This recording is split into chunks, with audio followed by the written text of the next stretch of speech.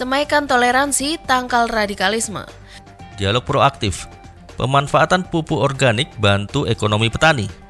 Media tradisional, jaga ketoprak humor campur sari, Grobogan tetap eksis.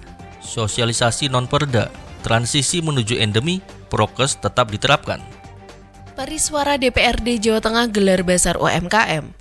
Hai Dulur Jateng, apa kabar hari ini? Selama beberapa menit ke depan, Parlemen Inframe akan menemani Anda dengan rangkaian informasi kegiatan DPRD Provinsi Jawa Tengah bersama saya Renaldi Eka. Dan saya Serlambang, dan inilah Parlemen Inframe selengkapnya.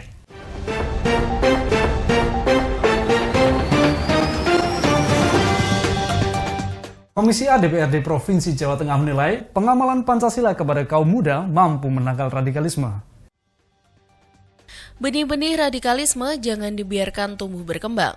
Untuk itu, perlu disemaikan toleransi dengan menghayati dan mengamalkan Pancasila dalam kehidupan sehari-hari guna menangkal paham radikal. Demikian intisari dari dialog 4 pilar dengan tema Menangkal Radikalisme Tingkatkan Nasionalisme pada Sabtu 12 Maret 2022 di Kota Surakarta. Ketiga narasumber dalam dialog diantaranya anggota Komisi A DPRD Provinsi Jawa Tengah Muhammad Yunus, Kepala Badan Kesbangpol Provinsi Jawa Tengah M. Hairudin, dan Rektor Unimus Profesor Masruki. Dalam dialog itu, Yunus menyatakan, saat ini yang harus dilakukan adalah menghadirkan semangat toleransi, saling menghargai dan menghormati pendapat. Karena itulah pentingnya selalu mengamalkan dan mengenalkan Pancasila kepada generasi milenial.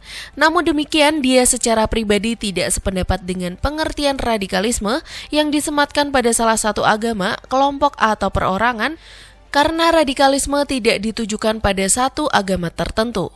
Hairudin mengatakan pentingnya toleransi hadir di tengah-tengah kemajemukan masyarakat Indonesia. Badan Kesbangpol membuat program-program yang bertujuan untuk menghadirkan Pancasila dalam sendi kehidupan. Salah satunya penguatan toleransi dalam wadah Forum Komunikasi Umat Beragama atau FKUB. Penggunaan pupuk organik mampu menekan biaya produksi hasil pertanian. Penggunaan pupuk organik mampu menekan biaya produksi hasil pertanian sekaligus menambah perekonomian para petani. Demikian disampaikan Ketua Komisi B DPRD Provinsi Jateng Sumanto dalam rangkaian kegiatan dialog proaktif di Kabupaten Karanganyar baru-baru ini.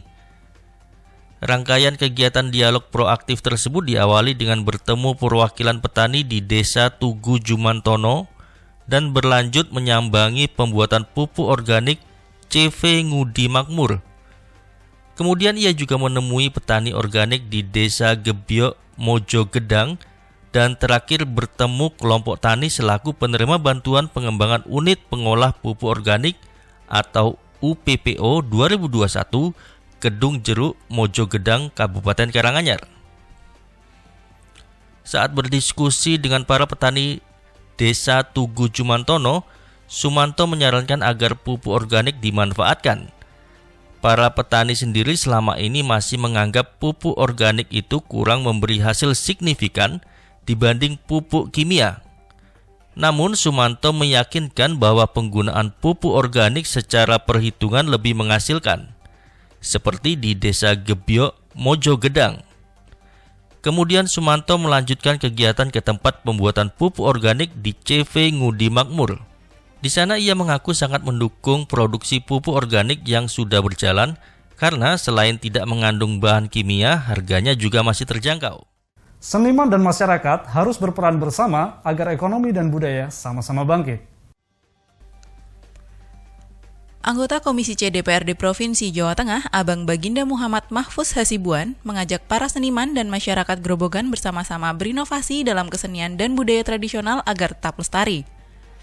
Hal itu disampaikannya dalam acara Dialog Media Tradisional atau METRA DPRD Provinsi Jawa Tengah dan pagelaran seni ketoprak di Aula SMAN 1 Wirosari, Kabupaten Grobogan baru-baru ini.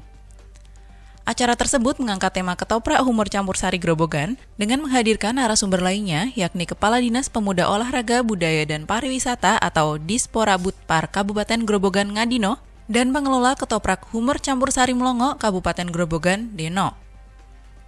Dalam dialog itu, Baginda juga menyampaikan pandemi COVID-19 tidak hanya terjadi secara nasional tapi internasional. Dalam hal kesenian dan pariwisata, seniman dan masyarakat harus berperan bersama agar ekonomi dan budaya sama-sama bangkit. Senada, Ngadino mengatakan kesenian tradisional saat ini memang menghadapi tantangan yang cukup berat.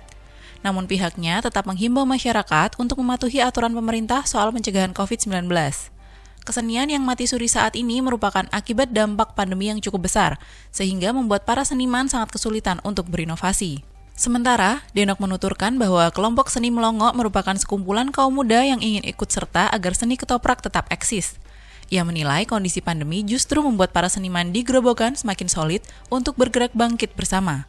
Sejak pandemi, Denok mengakui penghasilan para seniman terjun drastis karena tidak adanya panggilan pentas. Namun, kreasi kelompok seni Melongo dapat disalurkan dengan memanfaatkan teknologi digital melalui berbagai media sosial. Transisi menuju endemi, prokes tetap harus diterapkan. Setelah 2 tahun pandemi COVID-19, Indonesia kini mulai bersiap-siap menuju status endemi. Hal itu ditunjukkan dengan adanya kebijakan pemerintah yang sudah tidak mewajibkan pelaku perjalanan menggunakan kendaraan umum, baik jalur darat maupun udara untuk melaksanakan tes PCR maupun antigen.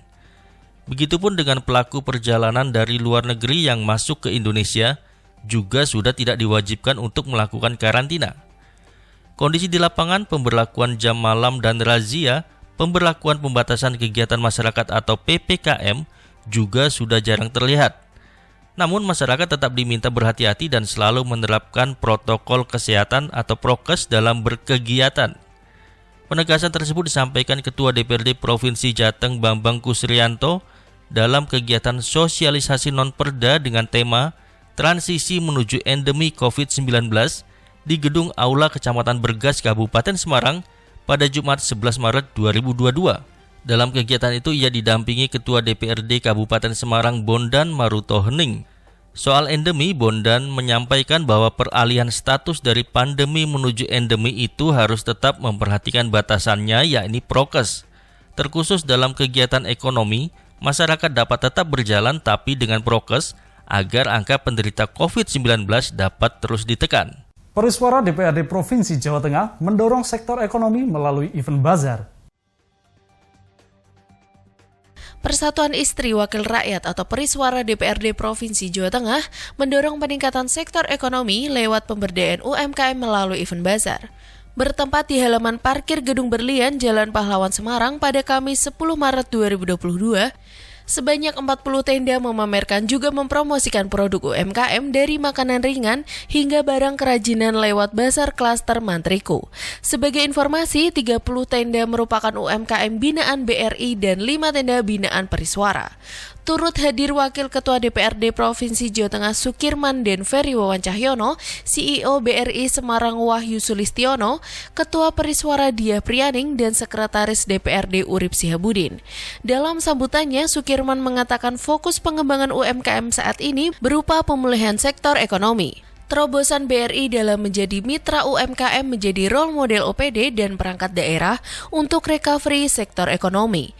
Sinergi antara pemerintah provinsi, BUMD, OPD, dan BUMN sangat diperlukan dalam mendorong sektor ekonomi agar segera pulih. Lain halnya dengan Ketua Perisuara Diah Prianing, dikatakannya dengan adanya program bazar maka membuka kesempatan tidak hanya para istri wakil rakyat, tapi juga masyarakat luas untuk bisa lebih mengeksplor produk lokal menjadi unggulan. Saya Esther Lambang. Saya Renaldi Eka. Terima kasih atas perhatian Anda. Salam Berlian TV. Aspiratif, informatif.